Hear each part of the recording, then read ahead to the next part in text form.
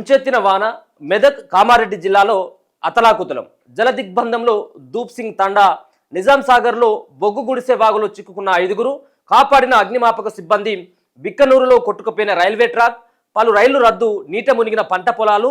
నార్సింగ్ వద్ద నీట మునిగిన జాతీయ రహదారి. ఇక చూడొచ్చు, ఒక రైలు పట్టాలు ఏవైతే ఉన్నాయో రైలు పట్టాల కింద ఉన్నటువంటి మొత్తం అంతా కూడా ఏదైతే కింద ఉన్నటువంటి ఆ ల్యాండ్ అంతా కూడా కోతకు గురైపోయింది. ఇక రైలు పట్టాలు గాలిలో తేలుతా ఉన్నాయి. ఇప్పుడు దీని నుంచి రైలు వచ్చేటువంటి పరిస్థితి ఉండదు, ఎందుకంటే కింద భూమి అడుగు భాగం లేదు కాబట్టి దాని నుంచి వచ్చినా కానీ ఆ పట్టాలు ఇరిగేటువంటి అవకాశం ఉంటుంది, కుంగేటువంటి అవకాశం ఉంటుంది. కాబట్టి వాటిని ఇక రైళ్లు కూడా రాకపోకలు కూడా అంతరాయం ఏర్పడ్డది, రాకపోకలు కూడా పూర్తిగా బంద్ పెట్టడం జరిగింది. ఇది ఒకటే కాదు, దూప్ సింగ్ తండా ఏదైతే ఉందో, దూప్ సింగ్ తండాలో ఏదైతే ఆ గ్రామాల్లో ఉన్నటువంటి మొత్తం అంతా కూడా ఇండ్లు ఏవైతే ఉన్నాయో ఆ ఇంటి చుట్టూ నీరు చేరింది. ఇక ఆ తాండాలో ఉన్నటువంటి గ్రామస్తులంతా కూడా మొత్తం ఆ స్లాప్ల పైకి చెట్ల పైకి ఎక్కి మొత్తుకుంటా ఉన్నారు, కాపాడండి అంటూ. ఇక చేసేది ఏమి లేదు. ఇక వాళ్ళు మొత్తం అంతా కూడా అంత భీకరమైనటువంటి వర్షం వస్తుందని ఎవరు కూడా ఊహించరు. సో మొత్తానికి ఆ ఊహకు అందినటువంటి తీరుగా వచ్చినటువంటి ఆ వర్షానికి ఏం చేయాలో వాళ్ళకు అర్థం కాక ఆర్తనాదాలు పెడుతున్నటువంటి సిచ్యువేషన్ కనబడతా ఉన్నది. రాష్ట్రంలో ఎడతెరిపి లేకుండా కురుస్తున్న భారీ వర్షాల వలన నదులు, వాగులు, వంకలు పొంగి పొరుతున్నాయి. ప్రాజెక్టులకు భారీగా వరద నీరు వచ్చి చేరుతుంది. కొన్ని చోట్ల చెరువు కట్టలు తెగి పొలాలు కొట్టుకుపోగా అనేక గ్రామాలు వరదలో చిక్కుకున్నాయి.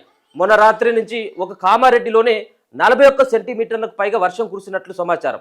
పలు రోడ్లు, జాతీయ రహదారులు, రైల్వే ట్రాకులు కొట్టుకుపోయాయి. కాగా వాతావరణ శాఖ మరోసారి 4 జిల్లాలకు రెడ్ అలర్ట్ ప్రకటించింది.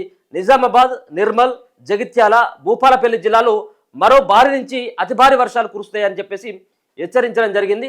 ఇక నేడు మెదక్, కామారెడ్డి సంబంధించినటువంటి జిల్లాలో పాఠశాలలకు కూడా సెలవులను కూడా ప్రకటిస్తే, నర్మాల వాగులో రైతు గల్లంతైపోయిండు, గోడకూలి ఒక డాక్టర్ కూడా మృతి చెందినటువంటి వార్త కనబడతా ఉన్నది. అలాగే పోచారం ట్యాంకు కూడా గండి ఏర్పడ్డది. డేంజర్లో 14 గ్రామాల ప్రజలు. గండిని పూడ్చేందుకు శ్రమిస్తున్న అధికారులు, సమీక్షిస్తున్న మంత్రులు ఉత్తమ్, అలాగే సీతక్క, పొంగులేటట. మరో 4 జిల్లాలకు సైతం కూడా రెడ్ అలర్ట్ కూడా జారీ చేయడం జరిగింది. ఇలా భారీ నుంచి అత్యంత భారీ వర్షాలు కూడా కురిసేటువంటి అవకాశం కనబడతా ఉన్నది. ఈ 4 జిల్లాలు ఏవైతే ఉన్నాయో, నిజామాబాద్, అలాగే నిర్మల్, జగిత్యాల, భూపాలపల్లి జిల్లాలో కూడా అతి భారీ వర్షాలు కురిసేటువంటి అవకాశం ఉంటుంది. అలాగే మెదక్ అండ్ కామారెడ్డి సంబంధించినటువంటి జిల్లాలో ఉన్నటువంటి పాఠశాలలకి ఇప్పటికే సెలవులు కూడా ప్రకటించడం జరిగింది. అంటే ఇక రానున్నటువంటి ఇంకా ప్రమాదాన్ని వాతావరణ శాఖ ముందే హెచ్చరించింది కాబట్టి పాఠశాలకు కూడా సెలవు ఇవ్వడం జరిగింది. 4 జిల్లాలకు కూడా రెడ్ అలర్ట్ జారీ చేసిందంటే ఇంకా ఏ విధమైనటువంటి ఇక మళ్ళీ ఒకసారి కనుక అదే సంబంధించినటువంటి ప్రాంతాల్లో మెదక్ అండ్ నిజామాబాద్లో కనుక మళ్ళీ ఇటువంటి వర్షాలు కనుక పడ్డట్టు అయితే ఇప్పుడు కోలుకోలేనటువంటి స్థితిలోకి వెళ్ళేటువంటి అవకాశం ఉంటుంది ఆ ప్రాంతాలంతా. ఇప్పటికే పాపం వాళ్ళకు తిండి లేక ఉన్నదంతా సంపాదించుకున్నదో మొత్తం అంతా కూడా దాంట్లోనే ఆ వరదలోనే కొట్టుకుపోయింది. ఇంట్లో ఉన్నటువంటి బియ్యంతో పాటు సరుకులు, సామాను, వాళ్ళు పెంచుకున్నటువంటి పశువులు, వేసుకున్నటువంటి పంట అంతా కూడా మొత్తం నీటిలోనే కొట్టుకుపోవడం జరిగింది. ఇంకా 2 రోజుల పాటు అంటే ఇంకా వాళ్ళంతా కూడా భయపడతా ఉన్నారు. వాళ్ళందరినీ కూడా సురక్షిత ప్రాంతాలకు తీసుకెళ్లేందుకు అధికార యంత్రాంగం అంతా జల దిగ్బంధంలో దూప్ సింగ్ దండగా ఇక్కడ మొత్తం అంతా కూడా ఈ ఇంట్లపైకి ఎక్కి ఆర్ధనాదాలు చేస్తూ ఉన్నారు. ఇదంతా కూడా మొత్తం నీటితోనే నిండింది. రాష్ట్రంలో ఎడతెరిపి లేకుండా కురుస్తున్న భారీ వర్షాల వలన నదులు, వాగులు, వంకలు పొంగి పొరుతున్నాయి. ప్రాజెక్టులకు భారీగా వరద నీరు వచ్చి చేరుతుంది. కొన్ని చోట్ల చెరువు కట్టలు తెగి పొలాలు కొట్టుకుపోగా అనేక గ్రామాలు వరదలో చిక్కుకున్నాయి. మొన్న రాత్రి నుంచి ఒక కామారెడ్డిలోనే 41 సెంటీమీటర్లకు పైగా వర్షం కురిసినట్లు సమాచారం. పలు రోడ్లు, జాతీయ రహదారులు, రైల్వే ట్రాకులు కొట్టుకుపోయినాయి. 4 జిల్లాలకు రెడ్ అలర్ట్ జారీ చేసిండ్రు. భారీ వర్షాలు, వరదలు కొనసాగుతుండగానే వాతావరణ శాఖ నిజామాబాద్, నిర్మల్, కామారెడ్డి, మెదక్ జిల్లాలకు రెడ్ అలర్ట్ ప్రకటించింది. సంగారెడ్డి, సిద్దిపేట, యాదాద్రి, భువనగిరి, అలాగే జనగామ, హనుమకొండ, వరంగల్, మహబాద్, పెద్దపల్లి, అలాగే భూపాలపల్లి, ములుగు జిల్లాలకు ఆరెంజ్ హెచ్చరికలు జారీ చేసింది. మిగతా జిల్లాలకు ఎల్లో అలర్ట్ ప్రకటించింది. మెదక్, కామారెడ్డి జిల్లాలో వర్ష బీభత్సం ఎక్కువగా ఉంది. చెరువులు, కుంటలు పొంగి పొర్లుతున్నాయి. వర్షం దాడికి ఓ గిరిజన తాండా జల దిగ్బంధం కాగా మెదక్, రామాయంపేటతో పాటు పలు పట్టణాల కాలనీలు జలమయంగా మారాయి. హవేలి గణపూర్ మండలం దూప్ సింగ్ తాండా పూర్తిగా జల దిగ్బంధంలో చిక్కింది. కామారెడ్డి జిల్లా నుంచి వస్తున్న వర్షపు నీటిని తాండా పూర్తిగా జలమయంగా మారింది. ఇళ్లలోకి నీరు రావడంతో గిరిజనులు ఇంటి స్లాబ్లపైకి ఎక్కి కాపాడాలని వేడుకుంటున్నారు. మెదక్ పట్టణంలోని ఆటో నగర్లోని రోడ్లు జలమయమైపోయి షాపుల్లోకి వరద నీరు వచ్చి చేరింది. నీట మునిగిన NH44 ఏది నేషనల్ హైవే 44 ఏదైతే ఉందో ఇది కాశ్మీర్ టు కన్యాకుమారి జాతీయ రహదారి ఇదంతా కూడా కొట్టుకపోయింది, నీట మునిగింది మొత్తం. అది రోడ్డు కూడా కనపడేటువంటి స్థితిలో లేదు. రైలు పట్టాల కింద ఉన్నటువంటి భూమి కోత గురైందంటే ఇక రహదారుల మీదకి నీళ్ళు ఏ విధంగా చేరిందో చూసుకోవచ్చు. ఇగో ఇక్కడ కనబడతా ఉన్నాయి. ఇక్కడ వాటర్ ట్యాంక్ పైకి ఒక వ్యక్తి ఎక్కి ఆర్తనాదాలు చేస్తూ ఉన్నాడు. మొత్తం నీటితో ఆ ఇంటంతా మునిగిపోయి బయటకు రాలేనటువంటి స్థితిలో ఆ ఇంట్లో ఉన్నటువంటి ఎవరైతే ఉన్నారో వాళ్ళు బయటకు రాలేనటువంటి పరిస్థితిలో ఉన్నారు.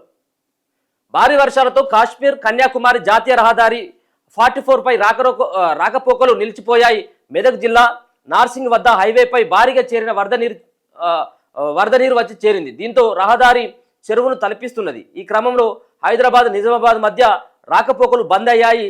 వాహనాలు వరదలో కొట్టుకుపోయే అవకాశం ఉండడంతో పోలీసులు వాహనాలను నిలిపివేస్తున్నారు. మరోవైపు కామారెడ్డి జిల్లా జంగంపల్లి వద్ద భారీగా వరద నీరు జాతీయ రహదారిపై నుంచి ప్రవహిస్తున్న నేపథ్యంలో రోడ్డును అధికారులు మూసివేశారు. అలాగే కామారెడ్డి జిల్లా బిక్కనూరు తడమట్ల మధ్యలో రైలు ట్రాక్ కింద మట్టి కొట్టుకుపోయింది. దీంతో కామారెడ్డి నిజామాబాద్ మధ్య రైళ్లు రద్దయ్యాయి. మహమ్మద్నగర్ మండలం గుంజాల్ వద్ద బొగ్గు గుడిసె వాగులో చిక్కుకున్న 5గురిని బాన్స్వాడ అగ్నిమాపక సిబ్బంది కాపాడారు. రాజంపేట మండల కేంద్రంలో వరద నీరు ఇంట్లోకి రావడంతో నీళ్లను బయటికి వెళ్ళడానికి క్లీన్ చేస్తుండగా గోడ కూలి గుండారం పల్లె దావకార డాక్టర్ వినయ్ కుమార్ అక్కడికక్కడే మృతి చెందాడు. జిల్లాలో 363.80 మిల్లీమీటర్ల అత్యధిక వర్షపాతం రాజపేటలో నమోదైంది. కామారెడ్డి జిల్లా కేంద్రానికి వచ్చే మార్గాలు దాదాపు మూసుకుపోయే పరిస్థితి ఎదురైంది. అలాగే జీవదాన్ లయోలో స్కూల్ చౌరస్తా నీట మునిగింది. మరోవైపు నిజాం సాగర్ చౌరస్తా వద్ద కొత్త బస్టాండ్ నుంచి వచ్చే వరద నీరు పారుతుంది. అలాగే కామారెడ్డి హైదరాబాద్ హైవే కూడా మూసేసిండు. అంటే ఒక పక్కన Kashmir to Kanyakumari highway number 44 ఏదైతే ఉందో ఆ 44 పైన నీళ్లు చేరడం, అలాగే వరంగల్ టు హైదరాబాద్కు వచ్చేటువంటి రహదారి ఏదైతే ఉందో అది కూడా మొత్తం పూర్తిగా కూడా మూసేయడం జరిగింది. కామారెడ్డి టు హైదరాబాద్ హైవే కూడా పూర్తిగా మూసేసినట్టుగా తెలుస్తా. అంటే ఎందుకంటే వరద నీరు వచ్చింది కాబట్టి రోడ్డు కూడా కనబడట్లే. కామారెడ్డి నుంచి హైదరాబాద్ వెళ్లే నేషనల్ హైవే బికనూరు మండలం జంగంపల్లి వద్ద భారీగా వరద నీరు రోడ్డుపై నుండి ప్రవహిస్తున్న నేపథ్యంలో రోడ్డును మూసేశారు. కామారెడ్డి మీదుగా హైదరాబాద్ వెళ్లే వారు అప్రమత్తంగా ఉండాలని అధికారులు సూచించారు. ఇక పోచారం డ్యాంకు గండి కూడా పడ్డది. కామారెడ్డి జిల్లాలో పోచారం ప్రాజెక్టుకు గండి పడింది.